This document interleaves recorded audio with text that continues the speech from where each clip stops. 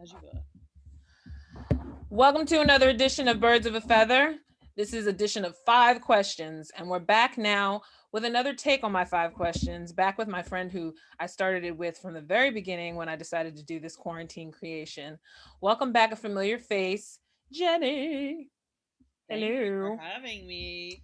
Well, we have to talk because obviously things have changed before the dawn of the new year. But I wanted you to thank you for at least volunteering to be able to be my test subject in this. Absolutely. I'm always happy to. Yes, and who better than to kind of go full circle with this show now, especially now that I'm kind of thinking about going somewhere different, but that'll be later. Wanted to talk about not only just Shimmy Well, obviously, as your brand, but also talk to how it's really applied to your life in the last 4 months, maybe. So basically, what I wanted to ask you from the beginning, and as I know, because we've been friends forever, and these last since November, a lot of things have developed in your life. So since we talked, I think back in, I think it was actually in October. I'm not remember when I October. recorded it, but how have things been with your health, and would you like to share the most recent development and how you've been dealing with everything? Sure. Well, so for those of you who don't know me, I am Jenny. I'm a belly dancer, and I founded a company called Shimmy Well, which is very focused on all of the empowering and wellness effects that belly dance has for specifically women, for everyone, but for to help women deal with everything that we're dealing with um, in society, personal, etc. Mhm. So um, through this past year, I got COVID in November, and I got it from people I trusted and seemed to need me. Against my better judgment, I went into their house, and they did not share that they had been socializing with probably about 10 people, 8 or 10 or 12 people on a regular basis, and not just like I've met people that keep like COVID families, like they stay, quarantining together and sort of agree in advance. Herd immunity, I guess is what they're calling it now. No, no, no, it's not Not like herd immunity. Okay. no, it's more like if you and I agreed that we would only see each other, Okay. we'd be able to socialize, but we would trust each other enough that if I said, "Hey, I'm going to go to this place," I would tell you, and you could decide whether or not you wanted to be around each other. So Okay. apparently, this group, um, they were just sort of living their lives as if we weren't in a pandemic, and I didn't know that. I thought, they're older, they're in their 60s and 70s, so I thought they were being safe. I didn't think to ask, which is my own fault. It's my own fault for not protecting myself. And I do feel bad about them getting ill as well. But the part that I was really upset about is the reason I was so scared to catch COVID is I have very weak lungs and a pretty poor immune system. And I know how to care for myself. Like if I eat right, I sleep right, I drink enough water, I don't drink a lot of alcohol, I already don't smoke or, do any of the bad things. Um, so I usually just take care of myself and I know how to avoid getting really sick. But I knew if I got COVID, it was going to turn into, because I have a pulmonary weakness, I knew it was going to turn into a very long issue. And it absolutely positively did. Everybody else got it who was at the house. They were fine in a week and then perfectly good in 2 weeks. I am still suffering with slower cardiovascular ability. I was sick for all of November and pretty much into the new year. Um, so it was not a very good time in my life. And the worst part is that these people that I trusted and I love didn't really check in on me. They did once, and then because their experience was that they felt better right afterwards, and then they actually started socializing again.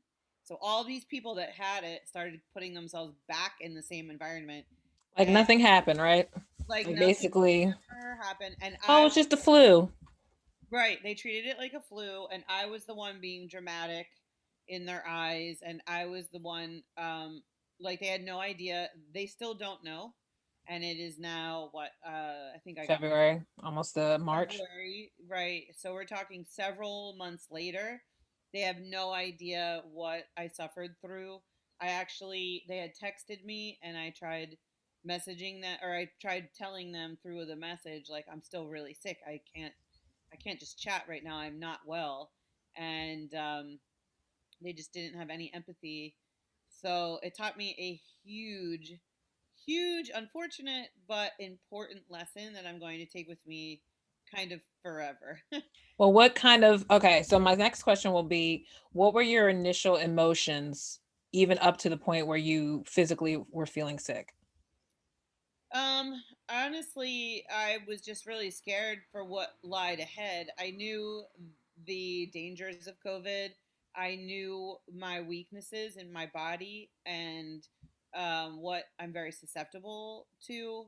So I thought, oh man, I'm like, this isn't going to end well. Mm-mm. I was really lucky, knock on wood, that it only turned into bronchitis slash pneumonia. But I thought I was going to be in the hospital on a respirator. Like I was almost certain that that was going to happen.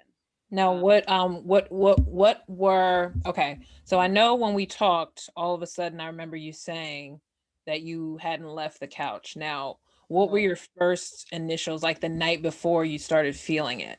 Because we had had that class, right? The day before, we had had that class in the park, with like a shimmy, yeah, like a belly cardio class basically in the park. And you were mhm, fine. We were distanced. We had our masks and stuff. So it yeah, wasn't like, and you'd been doing these precautions all summer. So it wasn't even like it was new to yeah. you to be like, put on a mask. So let's just put that out Oh there. yeah, I was very, very, very careful. Very careful. I mean, I was even a grandmother to her about going to the beach. I didn't want her going to the beach. I was like, why are you going to the beach? You I was like, know, I'm not getting close to anybody. I know. Meanwhile, I'm secretly jealous because I really wanted to be by the water, but whatever. We're just gonna take that out. But how did you feel like the night of? Because the next day, I know you went to get together with family members, and how did you feel like, say, Monday or Tuesday, or when did it start creeping up? So they were fine on Sunday. I saw them on Sunday. The people that I was mentioning who got me sick after I had seen you. So I went from teaching you. We had gotten coffee and Hmm. breakfast. I went home, I changed, and then I went directly there for dinner. And the next day, I was fine. They were fine.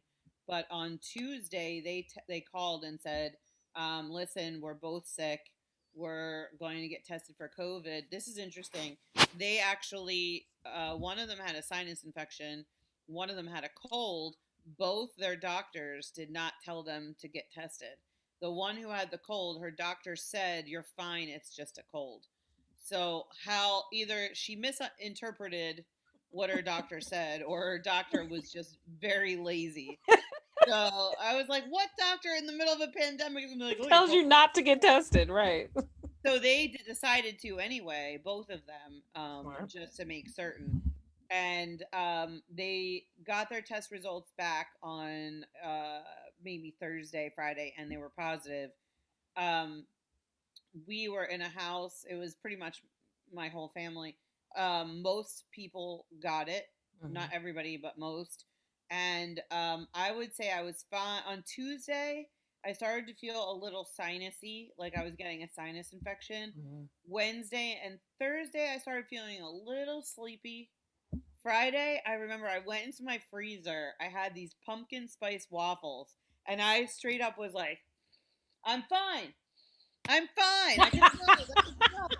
And I have the butter popcorn jelly beans, and I'm like, Yeah, I and remember, that's right, it's up because we went my to the beach and nose got and those. Yeah. everything because they're like super fragrant, And I'm like, I'm fine. I'm fine. I'm fine. And then I went to bed. I got up. I teach a bar yoga sculpt class on Saturdays at 11 a.m. I got up at 9, and I thought, oh, did I drink last night? Like I felt really hungover. And I'm like, oh, it's probably just this sinus infection. And it was like all around here I had so much pain, but I'm used to it. Like Right. I get sinus infections every fall, every winter. So I was like, all right, maybe it's just a sinus infection. I'm like, "Oh." But I knew when both of them tested positive, I was done. And then after I got off the phone with all the girls, normally we chit chat and I make myself a nice brunch. Yep. I take a nice shower. Or if it's nice outside, I go out for a really nice long walk, get some coffee. Hmm. I was like, girls, I can't talk. I have to go now. Hmm. And I remember I was too tired to even get in the shower. I closed my laptop. I have this really, really long, big sweater that's basically like a pea pod. I put that on. I took a huge scarf and wrapped it around my neck. And then I crawled on my couch. I put my blanket over my head and I was shivering. Like I couldn't stop shivering. Mm. And I was like, I knew I had it. And then I fell asleep like off and on. I was like having like fever dreams. And when I got up to go to the bathroom, I saw the jelly beans, and I was like, "Please let me smell." Please let me smell. Please let me And smell. then open the lid, and I'm like, Nothing. nothing. I went and smelled the pumpkin spice waffles. I was sticking hot sauce up my nose. I was like washing my hands, and I'd be like, and I couldn't smell Like anything. superstar. I did. And then I even put my head in the closet where all the kitty litter is, and I'm like, oh no! I was like, if I can't smell the kitty litter, I'm I done. know you're done because I know that's the first thing I smell when I go. I'd be like, Yeah, I mean, you stick your nose in a closet full of kitty yeah. litter, you're gonna smell it. So I knew I had it, and I called the doctor and went and got tested. I think that Monday, and they came back with a positive result. And I was pretty much on the couch for one full week, 7 days. I had broth, tea, Gatorade, and saltines for the whole entire time. And I remember lying on my couch and I remember thinking, why is the bathroom so far away? And it's like feet, it's like several feet away. And I remember thinking like, just bring it to me. And then I remember I ordered a an Instacart, and I got Gatorade and lozenges and tissues and Tylenol, and I got all this stuff, and I think it like weird random stuff, Mm-hmm. like I craved icy, anything Mm-hmm. icy like popsicles, Mm-hmm. and I remember I went to answer the door and I had a mask and I was like, you could put it down. Like I felt like Kevin from Home Alone. I'm like, please put it down on the step. I'll pick it up. And then I went to go pick it up and the lady's like, feel Yeah. better. Letting her know it's like I'm dying, but okay. Let me So, tell you, I'm very thankful for the Great British Bake Off for oh that. yes, That's what got yes. me through. You were very entertained, and I kept every now and then trying to remember to every other day, like try to send you a WhatsApp, like how do we feel today? You still can't smell because as soon as you said you couldn't smell, and then I was like, well, how is she going to enjoy food? And then I'm like, she's not probably eating, and all these things. So mentally, what does it do for you? Because you are a very social person, you're a very antsy person. Ugh. So for you to be down that long, mentally, were you depressed? Did you feel like throwing yourself out the window a couple times? Like how was your mental state for that week or that So 2 weeks? I mean, I've had pneumonia a couple times over the past probably like 10 years. So it's not like a stranger to me to be like that. I hate it. I am not a couch potato. So, my ideal Saturday night is not watching Netflix and chilling, That much. right. Like, and I like to splice my time, like party, dinner out with friends. That's kind of calm, and then home alone by myself, and then go back in. Like, I need balance. Hmm. So I literally was like, what am I gonna watch now? And like, I didn't even have the energy to sit upright. So it wasn't like I wanted to draw or to like play a game or like everything. I need to do everything laying down. But by the second week, I was able to do some like creative projects, which was nice. Like I was Hmm. cool with sitting upright. And then after that, I started to notice, and I've had situational depression before, like breakups or, trauma responses, like where you're kind of sad about something, or, major changes like moving, or whatever it may be, like losing a job that you loved, or a friendship, like a big row with a friendship or something. But like, I felt legit depressed in a way that I had never felt in my entire life. And it wasn't sadness. It felt like I just didn't want to live anymore. Yeah. And it was a very weird feeling because I have reported feeling, and it's such a new virus, so Mm-hmm. no one really knows how it affects you. But I did feel legitimately more depressed than I ever did.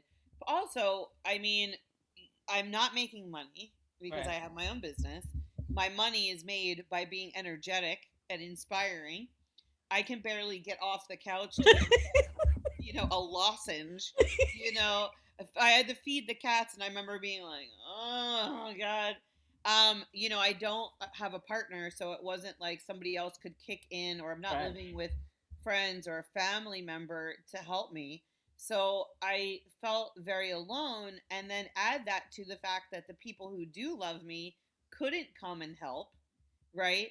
And then add to the fact that the people who were supposed to care for me made me sick, Mm-hmm. and we're not even double checking to make sure I was okay mentally, physically, whatever. Mm-hmm. It was a very hard time, and that brought up a lot of trauma in my past, and a lot of how I um I don't want to say like shameful, like, oh, I've allowed myself to be abused, but sort of like how I have not learned how to place boundaries on myself to keep myself healthy. Mm-hmm. So, like, for example, like if you're working at a 9 to 5, and your boss is like, "Hey, I need you to work 9 to 9 every day for a month." Eventually, you would probably say, "Well, no, that's not healthy for me, right? It's a boundary." So I started learning like different ways that I needed to place boundaries on people, work, romantic relationships. Mm-hmm. Um, Even I had an argument with my landlord because I said, listen, I have COVID. I have complications from COVID. I'm ill for 2 months. I cannot pay you rent right this minute. And he tried to yell at me and argue with me. And I said, listen, we are in a pandemic. We are in I a panorama. Yeah, like, I understand you have bills. I understand you need to pay, and I am so sorry that you are inconvenienced. I said, but this is something that we are all in together, and I will find Right. a solution. But right now is not the time to talk to me or ask me for money. I Mm-hmm. said I could barely talk, and I remember he pushed me, and I got on the phone, and I was taking very. It was really hard for me to talk. I was taking like funky breaths. And he's like, "Well, I had COVID," and I'm like, "Congratulations." It's a match. Right? Yeah, I know. I'm like, "Okay, you have COVID." You want a cookie?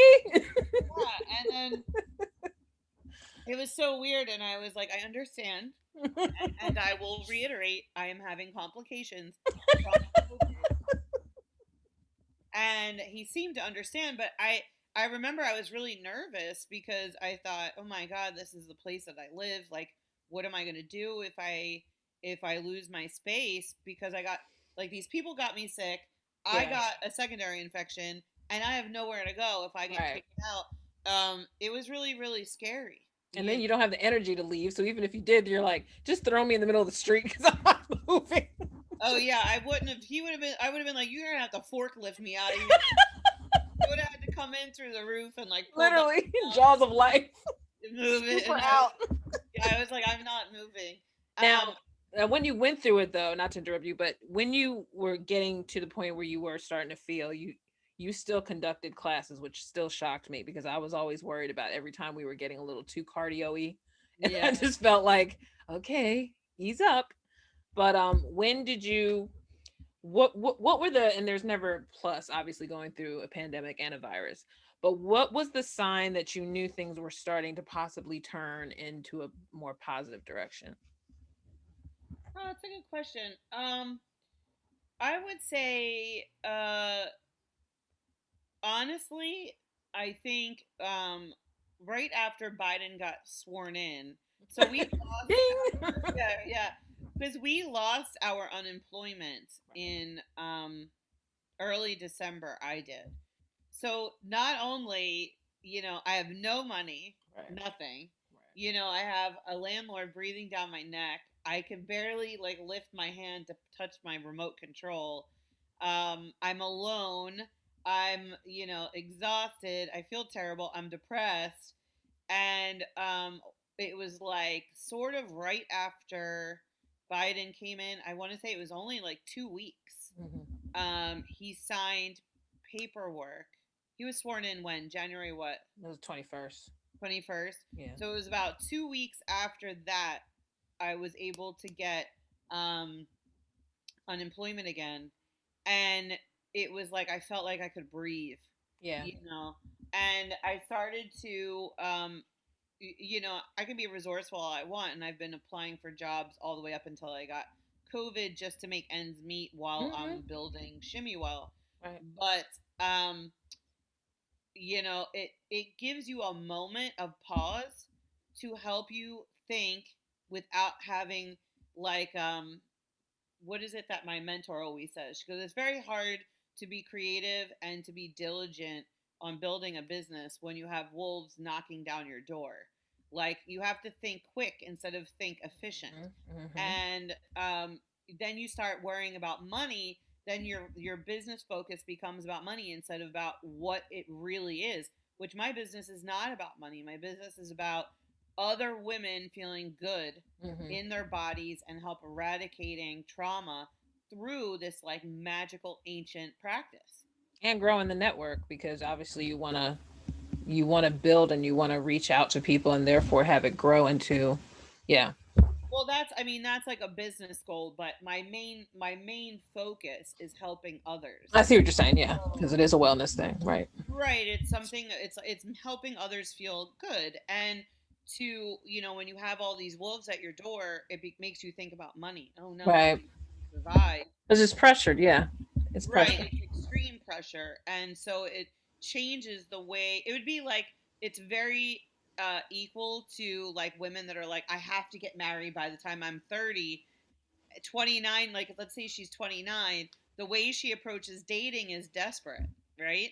Rather than someone who's like whatever, I'm going to live my best life and I'm going to join this club because I want to and I want to travel because I want to and I want to hang out with my friends because I want to, and then they meet a great guy and then they get Mm. married. Well, it's because they weren't focused Focused on it so much, right? on that end result, and that's kind of like what you want your business focus to be, Hmm. from a relaxed, from an honest, from an authentic place. And if you're not in that place, if you're like, oh my god, please can I have 8 people in class, because if not, then I'm not going to be able to pay this, and then if I don't pay this, Yeah. you know that is not what you want for a business, Right. which is why a lot of times people have full-time jobs and then they create their business from their side hustle until takes over financially.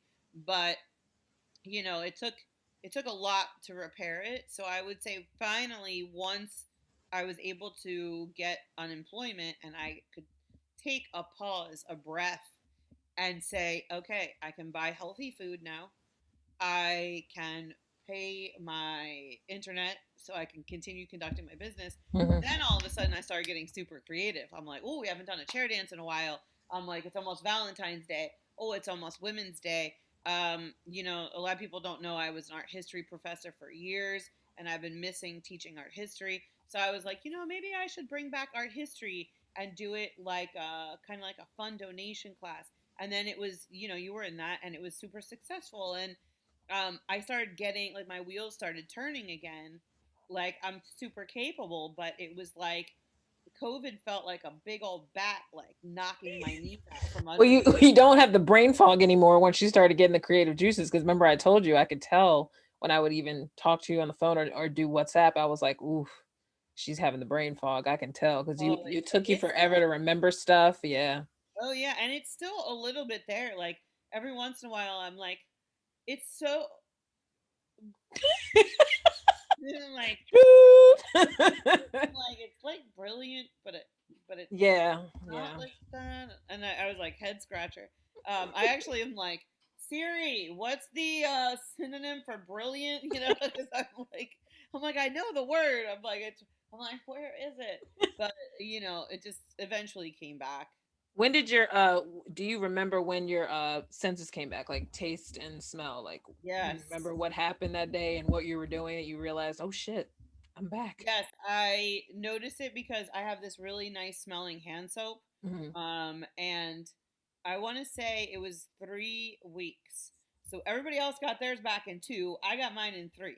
So I was walking, I went to the bathroom and I washed my hands. And then I must have like scratched my face and I was like, you know, and I was like, oh my God. But it was real faint. It was Yeah. like, I didn't smell it like completely. Yeah. And you know what else is really funny?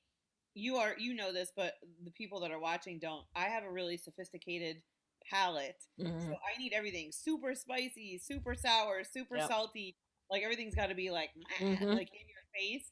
When this happened, I was really attracted to bland and sweet foods because sour was almost like painful. Right. And I drink lemon water every morning. So I was like, what? And I tried to have a lemon and I was like, you know, I was like, this is She was so like, "What weird. the?"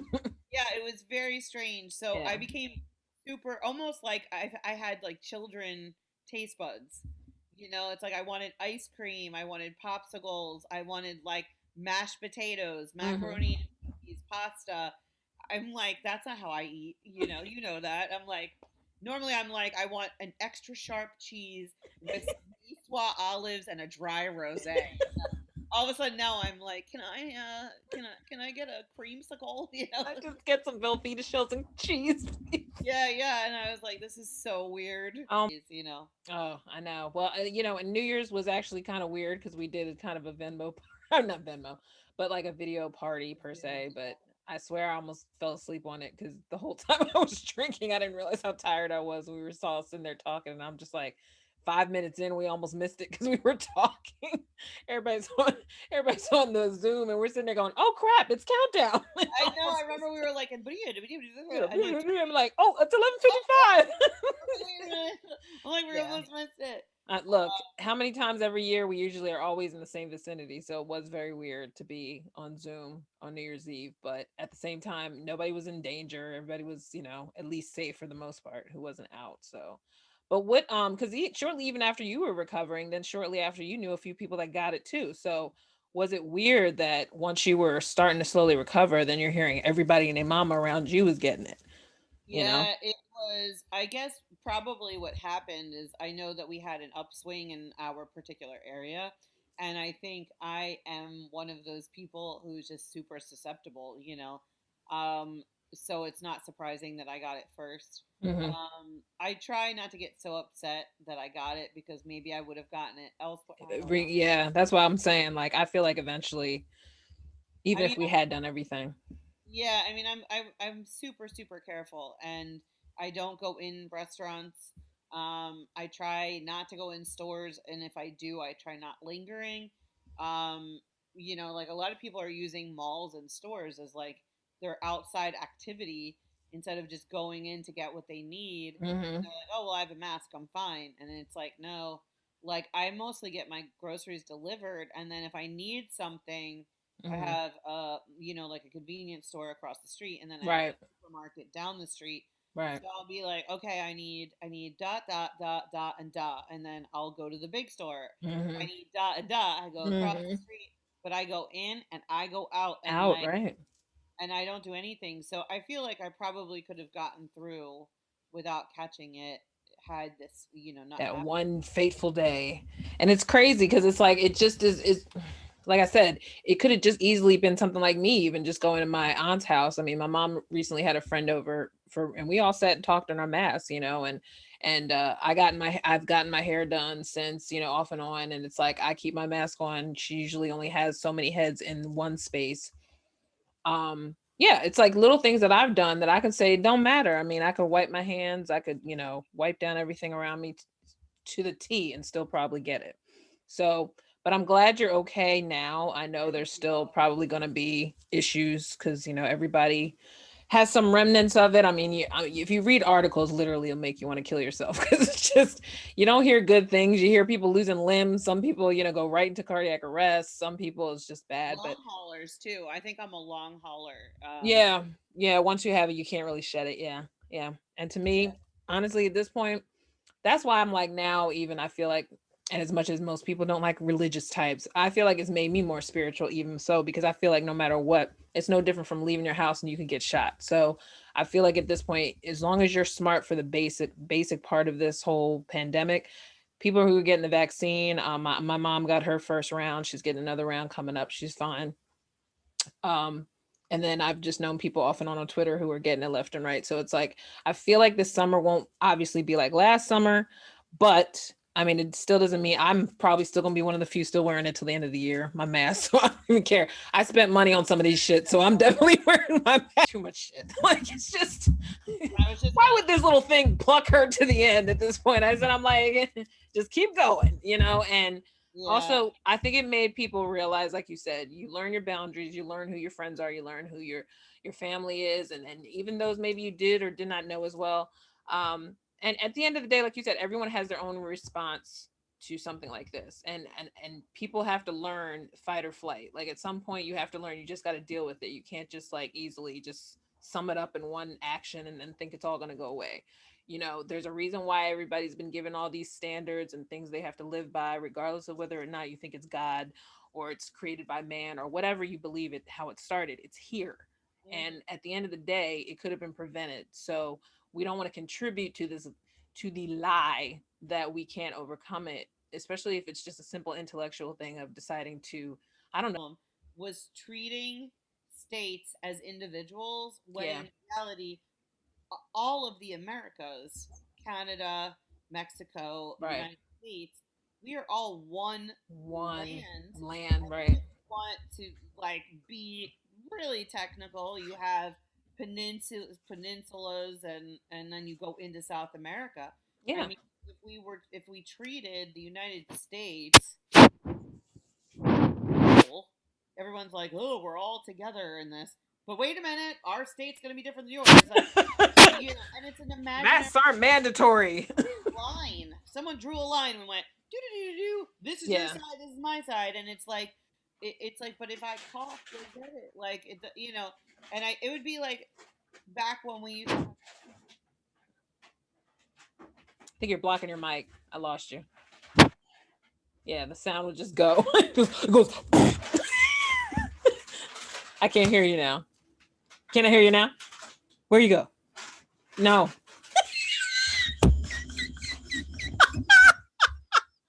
That's the best part. I kept saying he was going. You're still looking at me like, can you hear me? No. No, I can't hear you. Wait, I didn't even hit mute.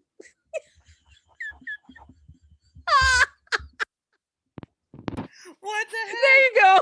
Okay. What were you Oh, all of blocking? a Something. sudden I started hearing like a chip bag, and I was like, "What is she opening chips in the middle of an All I interview?" can, well, no, my mom did have the bag, but at the same time, I'm listening to you, and I'm like, did she have it on her lap? Like something's going. The No, it sound wasn't. would just It go wasn't away. me. I didn't touch anything.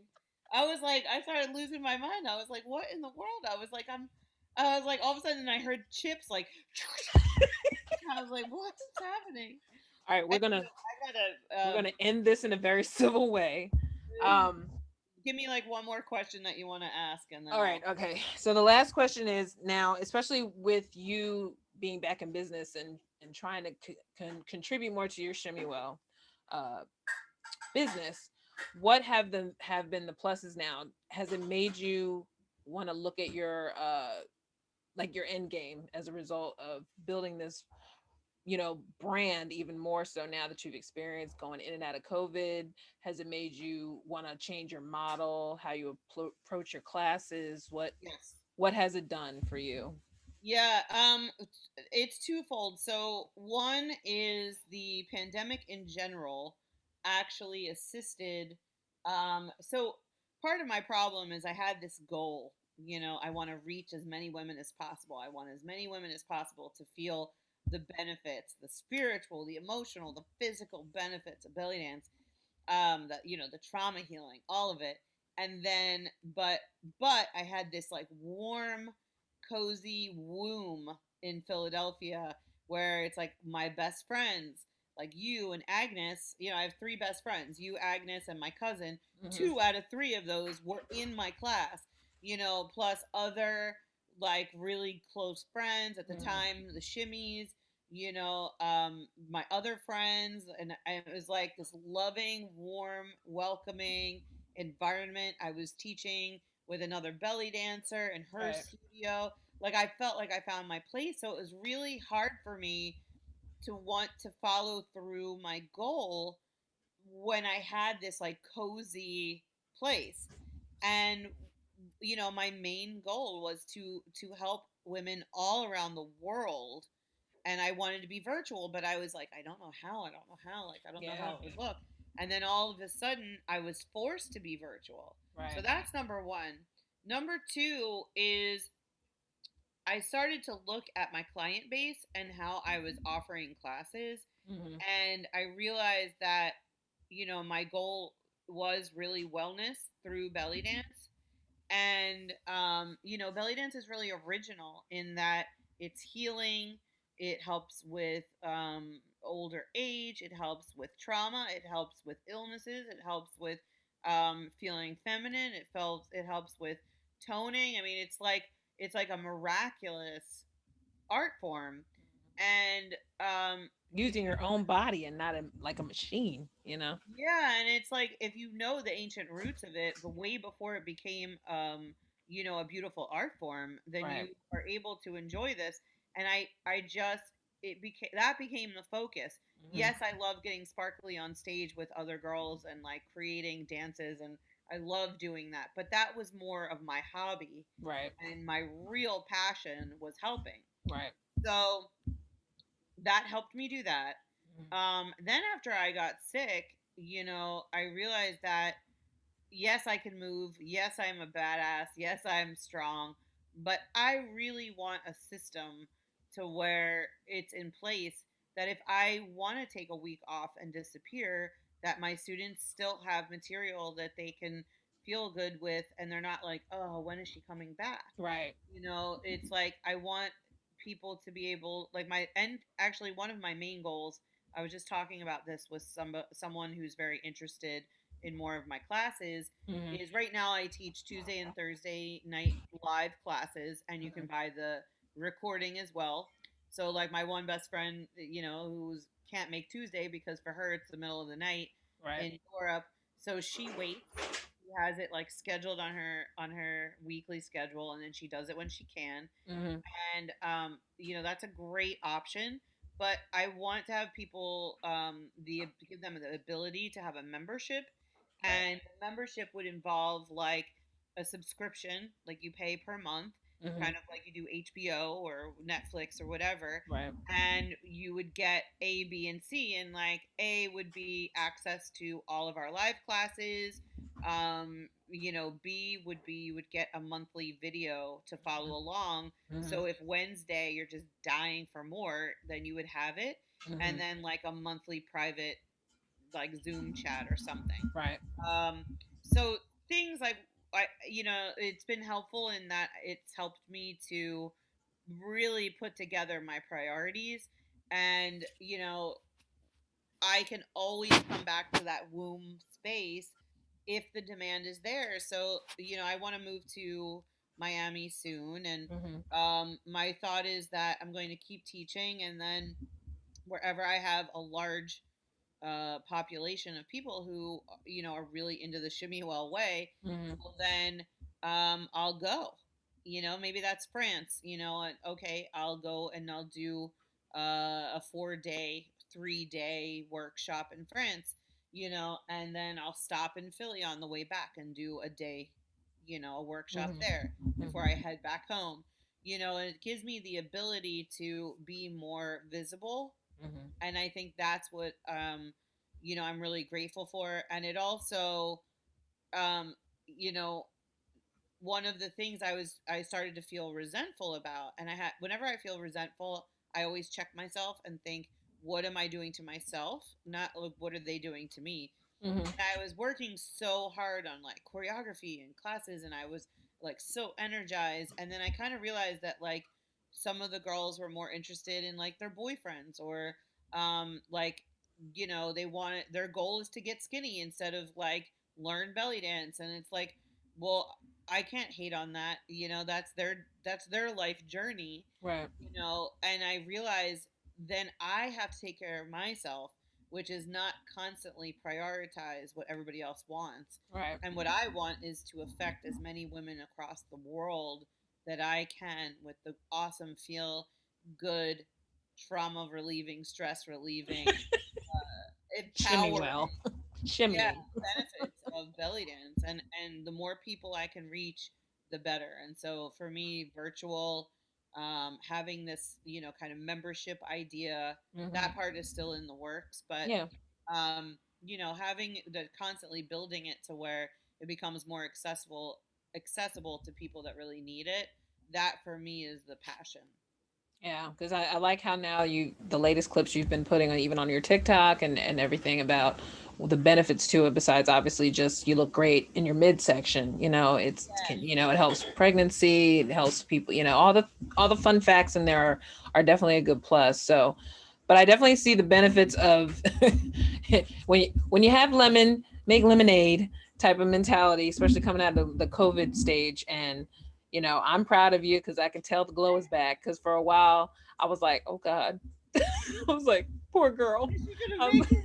is she gonna make it? I'm sitting there thinking like, do we have to give like treat it like ET, a long tube going through your apartment and be able to talk to you through the tube, like, hey girl, you okay? I Um, did my laundry afterwards. I was like afraid to touch my laundry because I was afraid it was contaminated. yeah, I stripped my bed, I took my robe, I took like all my dish towels, my yeah, blankets, everything.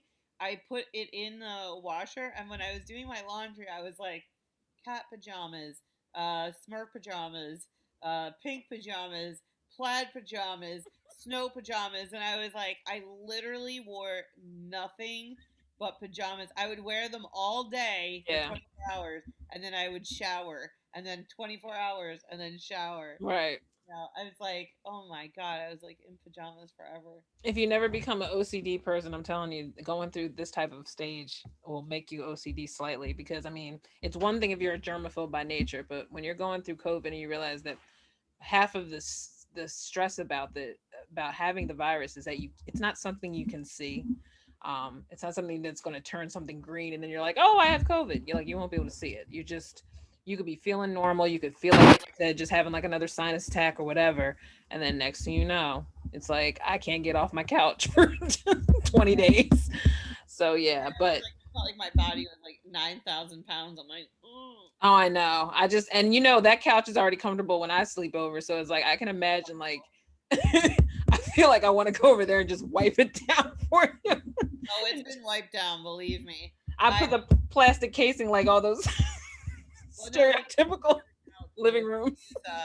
if you use disinfectant on it. It's good. Yeah, yeah. No, I'm just saying. Because there's always a joke about, especially in the black households, about the plastic covered couch, which I've seen many Oh, times. that's not just black. That's also Italian Catholic. Oh, Believe me. really? Oh Okay. yeah.